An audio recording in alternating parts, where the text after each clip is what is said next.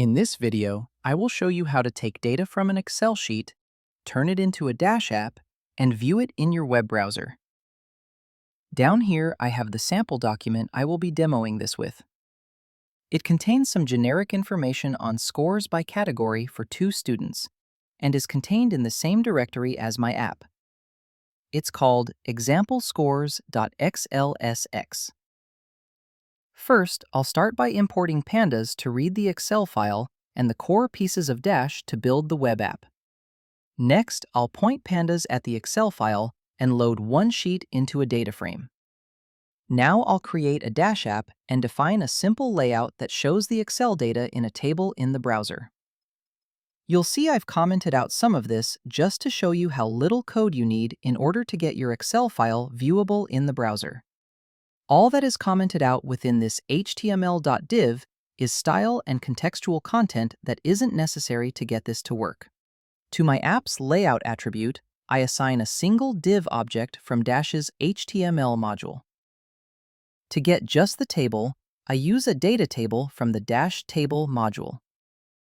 This data table function accepts a number of different arguments. The ones we need are simply columns and data.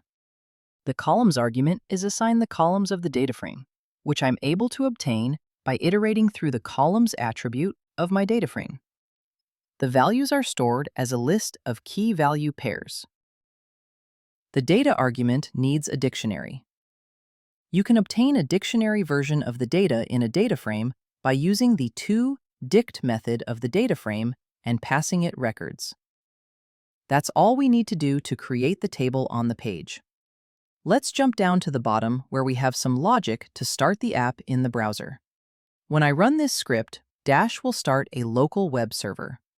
It will tell you where to go in your browser. For me, it's on port 8050. Let's run the app now and refresh the browser. Let's uncomment some of this code to make the page a little more user-friendly. I'll add a header and a subheader above the table. Let me expand the window a bit so we can see the content better. I'll add some styling to the cells themselves, giving them some padding around the content and aligning everything to the left. I'll make the headers bold, and I'll make the entire page take up only 85% of the width and ensure it's centered with margins assigned to auto. Very nice. We have a cleaned up page that's showing exactly what we have in our Excel document. That's all there is to it.